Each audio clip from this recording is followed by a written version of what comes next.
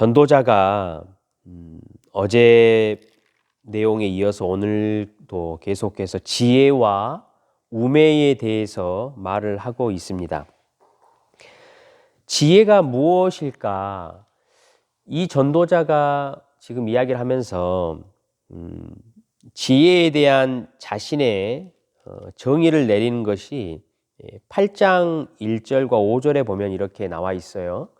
지혜가 사물의 이치를 잘 알고 또 때와 이러한 판단을 잘 분별하는 것이다 라고 이제 정의를 내린 부분이 나와요. 그러니까 이 땅에 있는 지혜가 세상이 어떻게 돌아가는지 나름 잘 분별하고 그 이치를 깨닫는 것이다 라고 이야기를 하는 거죠. 근데 전도자는 그러한 지혜가 좋은 것이지만 헛되고 한계가 있다라는 것을 인정하고 있습니다. 왜냐하면 하나님의 때와 시기가 있다고 했잖아요. 그 하나님의 때와 시기를 우리가 인간들이 알지 못하기 때문에 세상이 돌아가는 이치를 잘 깨닫는 지혜자라고 하더라도 그것이 항상 완벽하지 않아서 헛되다라는 이야기를 계속해서 하고 있는 거죠. 그렇지만 지혜가 그래도 우매한 어리석은 자들, 그런 자들보다는 훨씬 낫고 좋기 때문에 그 지혜를 어떻게 해서든지 바르게 사용해야 한다라는 이제 그 전체적인 이야기가 전도자가 가지고 있는 생각이에요. 그래서 오늘 본문에도 보면요. 두 가지를 그래서 이야기를 해요. 첫 번째는 지혜가 한계가 있다. 그것을 우리는 인정하고 받아들이자라는 그런 이제 한 이야기를 하고, 두 번째는 똑같이 그럼에도 이 지혜를 항상 잘 사용해야 한다라는 이 큰 두 가지 이야기를 이제 10장 본문에서 하고 있어요. 여러분 봐보세요. 1절하고 이제 2절 처음 시작할 때부터 보면요. 이렇게 돼 있지요. 적은 우매가 등장하잖아요. 1절에 보면. 적은 우매가 지혜와 존귀를 난처하게 만들어요. 그러니까 작은 이 파리떼들이 향기 나는 기름을 냄새나게 만든 것처럼요. 항상 이걸 보면 우리가 지혜가 있고 존귀함이 있으면 그게 더 훨씬 더 영향력이 있고 아름다운 향기를 내면 참 좋잖아요. 그런데 지혜와 존귀가 있더라도요, 적은 우매가 항상 우세하다라는 것을 이야기하는 거예요, 지금. 그게 이제 지혜의 한계라는 거죠. 어리석은 자, 악한 자, 이러한 것들은 이 세상을 여러분 둘러보시면 항상 파급력이 더 센 것을 볼 수 있어요. 악한 것과 어리석은 것이요, 욕심이요, 항상 지배적이에요. 왜냐하니까 이것은 인간의 본성에 가깝잖아요. 훨씬 더 배우고 훈련할 필요가 없는 거예요. 어리석음과 이 악함과 이런 것들은.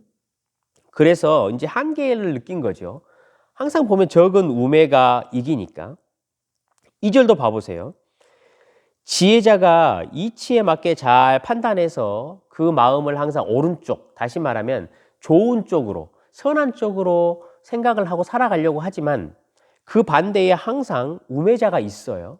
그래서 항상 반대를 하고 항상 사사건건 지혜자에게 시비를 거는 모습을 2절에서 이야기를 해요. 3절에는요. 우리를 더 불편하게 하는 게 있어요. 이렇게 돼 있잖아요. 우매한 자는 길을 갈 때에도 지혜가 부족하여 각 사람에게 자기 우매를 말하느니라 라고 돼 있잖아요. 이게 무슨 말인가 하면요. 모든 사람이 이 우매자의 어리석음과 악함과 이러한 욕심들을 안다라는 거예요. 왜냐하면 그 사람들은 길을 갈 때에도 이것이 어리석은 것을 다 흘리고 다니니까. 그러니까 도대체 이해가 안 되는 거죠.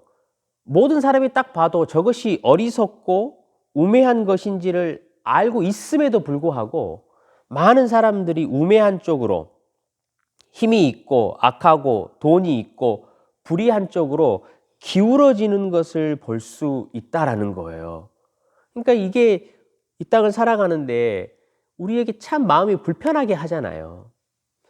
그래서요, 4절, 5절, 6절, 7절 이렇게 내용을 쭉 보면 우리 시대가 이 우매한 자들에 의해서 지배가 되고 있다라는 것을 말해요. 우매한 자들이 우세하기 때문에 교회를 둘러봐도 그렇고, 우리가 TV에서 보는 정치를 봐도 그렇고, 이 사회를 봐도 그렇고, 굉장히 혼란한 시대라는 것을 말해요. 왜냐니까 위와 아래가 완전히 바뀌어 버렸어요. 이렇게 봐보시면요, 우매한 6절에 우매한 자가 크게 높은 지위를 얻고 부자들이 낮은 지위를 앉는다 그러잖아요. 여기서 이제 부자들은 그냥 이렇게 우리가 생각하는 돈이 많고 욕심이 많은 자를 말하는 게 아니고 선한 영향력을 줄 수 있는 자들을 말하는 거거든요. 그러니까 우매한 자는 높은 자리에 앉고 그런 자들은 낮은 지위에 앉고 종들은 말을 타고 고관들은 땅을 걸어 다니는. 그러니까 다시 말하면 이 시대의 우매한 자가 힘을 갖게 되고 권세를 갖게 되니까요, 이 위아래가 체계가 완전히 엉망이 되어 있는 모습을 보여주는 거예요. 그처럼 지혜가 통하지 않는다라는 거죠. 그래서 전도자가요, 그러한 상황을 재난이라고 표현을 했어요. 우매한 자가 지금 이 땅을, 이 세상을 하나님이 주신 권세를 잘못 사용하고 있어서 이러한 아주 웃기는 현상이 일어나고 있다라는 거죠. 지혜가 아무리 있다고 하더라도 해 아래에 있을 때에는요, 이 어리석은 재난에 가까운 이 일들을 바꿀 수 없다라는 거예요. 한계가 있다라는 것을 인정하고 우리가 그냥 받아들여야 한다라는 이야기를 강조하고 있어요. 또 한계가 있어요. 8절, 9절인데요. 8절에 보면요, 함정을 파는 자는 거기에 빠지고 담을 허는 자는 뱀에게 물리리라라고 되어 있잖아요. 이 모습을 보면 어느 정도 지혜와 공의로운 것이 합당한 보응을 받는 것처럼 보여요. 그렇죠? 남을 해하려고 함정을 파거나 남의 집을 침투하려고 벽을 허무는 자들은 똑같이 뱀에 물리고 그 함정에 빠지는 걸 보면 우리는 좀 속이 시원하다라는 이야기를 할 수 있어요. 근데 그것 또한 한계가 있어요. 9절에 봐보세요. 돌을 떠내는 자는 그로 말미암아 상하고 나무들을 쪼개는 자는 그로 말미암아 위험을 당하리라 라고 말하잖아요. 일상의 삶이거든요. 단조로운 내가 매일 일하는 삶이에요.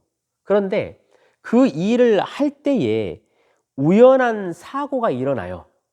그러니까 다시 말하면 아무리 지혜가 있이 내가 일을 한다고 해도요, 불확실한 거예요. 지혜가 여전히 한계가 있고 무용하다라는 거예요. 내가 아무리 계획을 세우고 열심히 가서 일을 하면서 돌을 떠내고 나무를 켜는 일을 해도요, 거기서 사람은 우연하게 사고를 당하고 문제를 당할 수 있다라는 이야기를 하는 것이죠. 그러니까 전도자는 지혜가 좋은 것이나 이처럼 우매를 이길 수 없는 한계를 가지고 있다. 그 이야기를 반복해서 이야기를 하는 거죠. 그러면서 10절, 11절에요, 이제 마무리를 해요. 그럼에도 불구하고 우리는 우리가 가진 지혜를 어떻게 해서든지 올바르게 사용해야 한다라는 말을 해요. 어떻게 사용할 거냐면요, 이런 거예요. 철 연장이 무뎌지면 여러분 일을 하는데 힘들잖아요. 그러면 어떻게 해야 될까요? 사람이 마음이 엄청 바빠가지고 철 연장이 안 들어도 막 나무를 패고 일을 하면 빨리 가는 것처럼 보이잖아요. 그런데 결국은 힘만 더 들고 일이 되지 않아요. 그러니까 마치 우리 집에서 요리를 할 때도 그러잖아요. 칼을 잘 이렇게 사용할 때 안 들면 그걸 좀 잠시 멈춰서 깨끗이 갈고 나서 일을 하면 그 일의 효율도 그렇고 여러 가지 앞으로 당하는 일들도 그렇고 좀 더 힘이 덜 들게 할 수 있잖아요. 그 멈춰서 칼을 갈고 다시 해야 되는 게 지혜잖아요. 그러니까 이처럼 우리가 알고 있는 세상의 이치, 판단, 깨달음 이러한 것들이 있거든 그것을 잘 활용하고 미리미리 생각하고 잘 계획해서 혹시나 닥쳐질 문제를 잘 예방할 수 있고 잘 판단하라라고 말을 하는 거예요. 그래서 마지막 11절에 주술을 베풀기 전에 뱀에게 물렸으면 술객은 소용없느냐 이것도 마찬가지거든요. 주술자가 그 뱀을 부리는 전문가잖아요. 그런데 자기가 가지고 있는 전문성을 잘 활용하지 못해서 뱀에게 물려버리면 이 주술사는 아무런 의미가 없는 존재가 된다라는 거예요.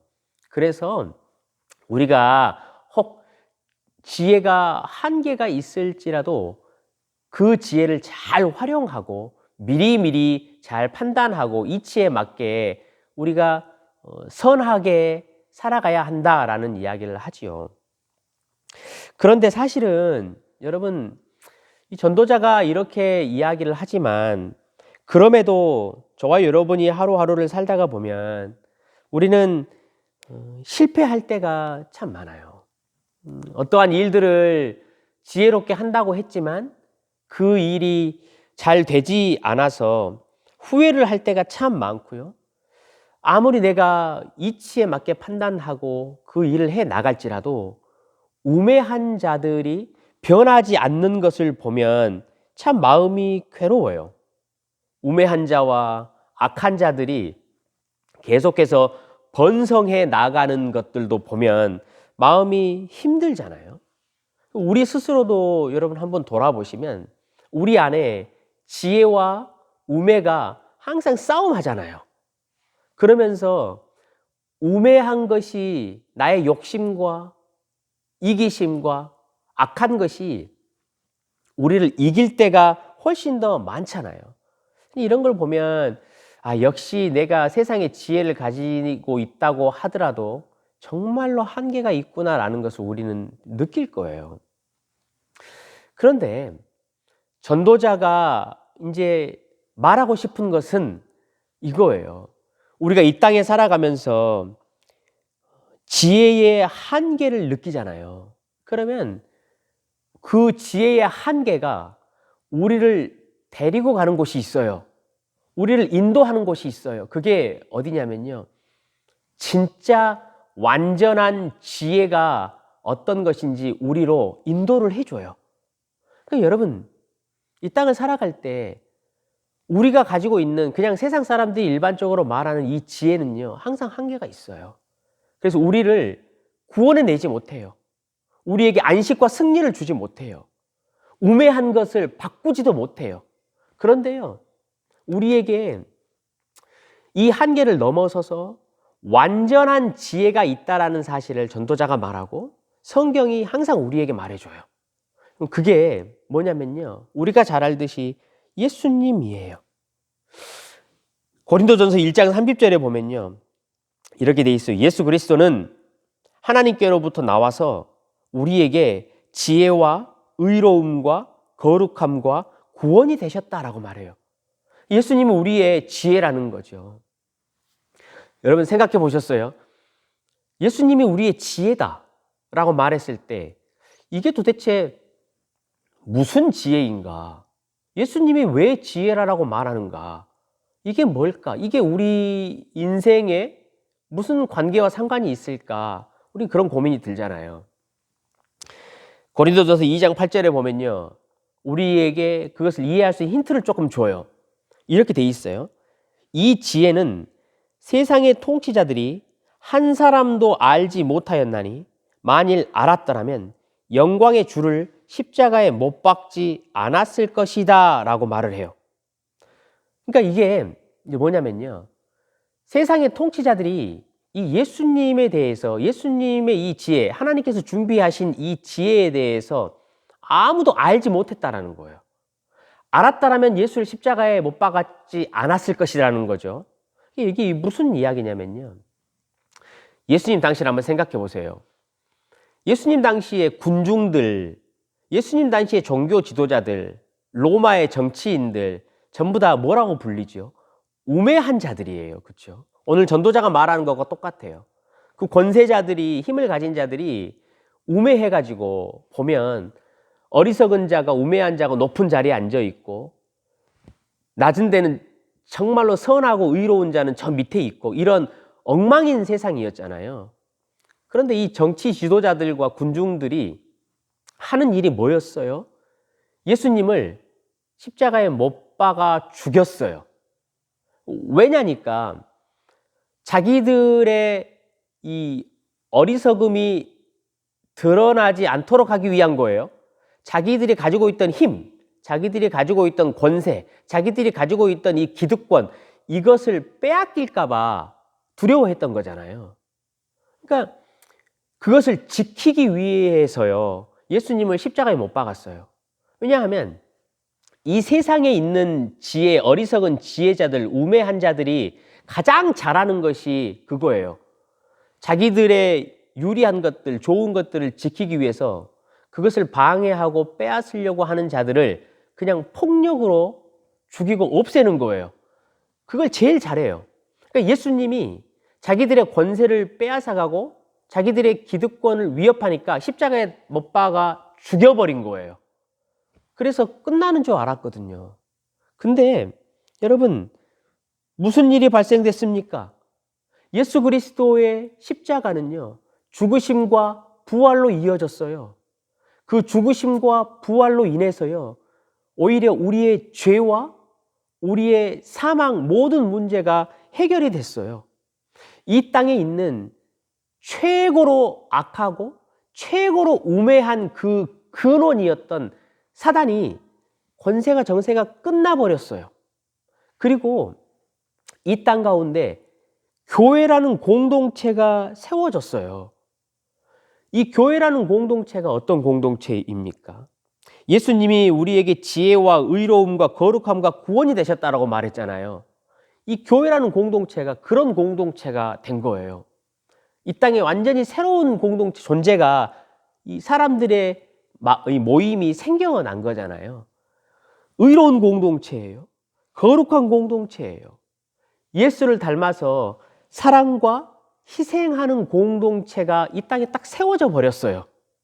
그래서 여러분, 예수님이 죽으시고 부활하신 이후에 사람들이 교회가 생겨나고 성령을 받았잖아요. 사도행전을 한번 읽어보세요. 무슨 일이 일어났는지 잘 아시잖아요.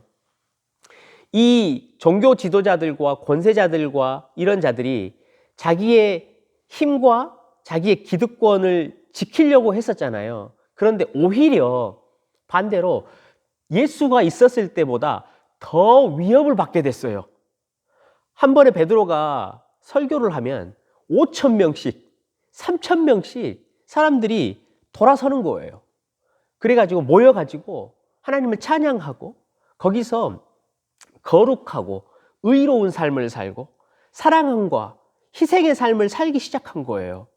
그래서 가난한 자들이 없다고 말할 정도가 돼버린 거예요.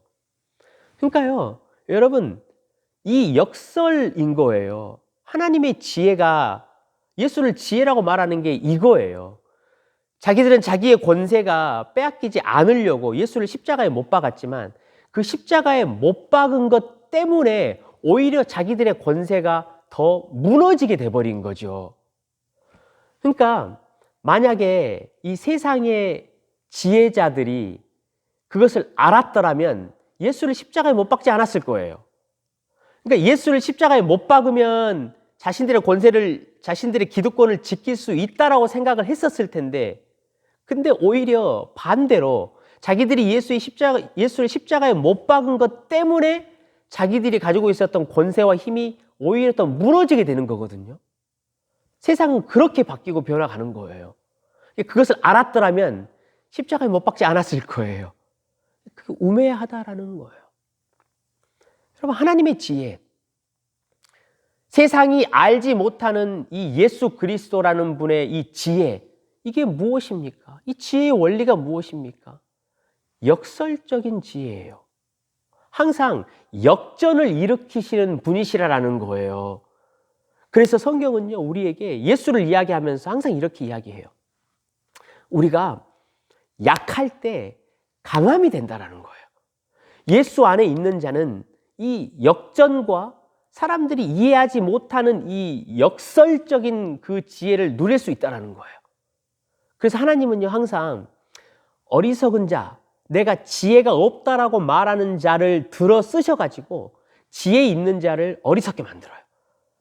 가난한 자를 실제로 들어 쓰셔가지고 부한 자를 어리석게 만드는 일을 하신다라는 거예요.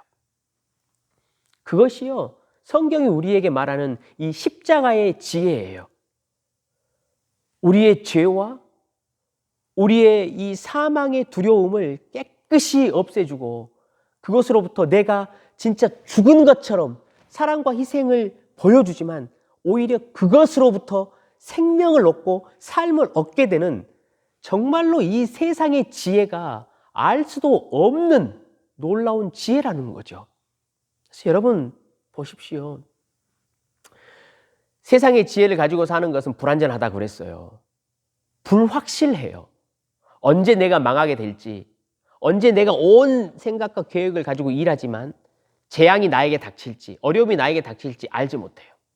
그래서 사람들은, 제가 주일날도 우리가 말씀을 나눴지만 자신의 좋은 상태에서 떨어지지 않으려고 온갖 애를 쓰고 살아요.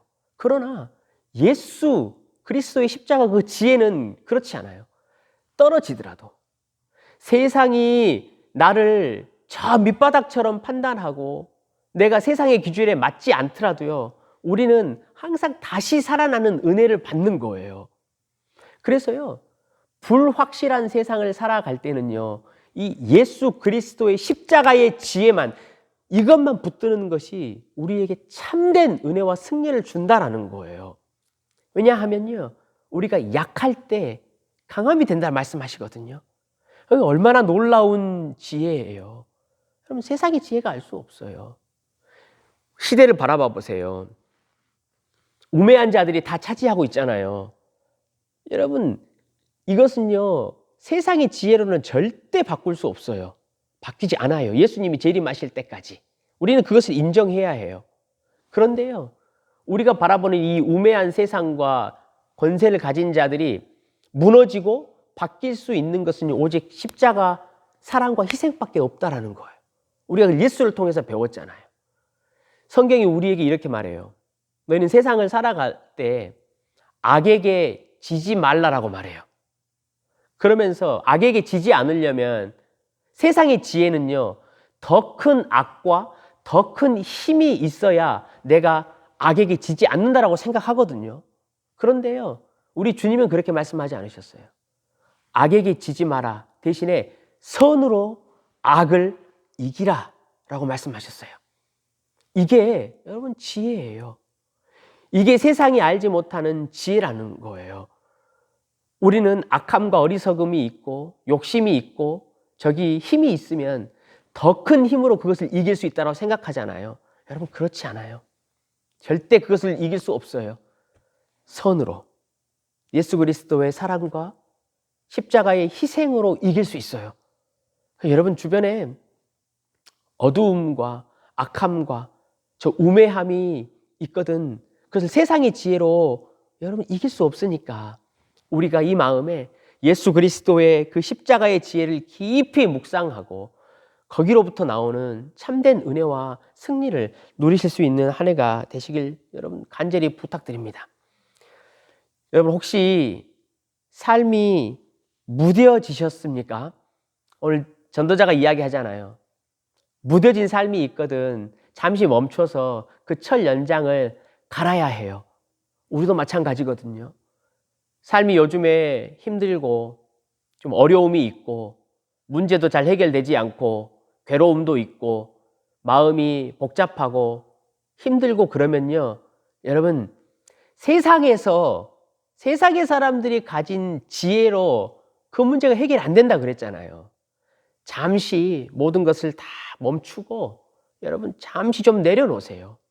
그리고 우리는 어디로 가야 되냐면요, 완전한 지혜이신 예수 그리스도에게 가야 해요.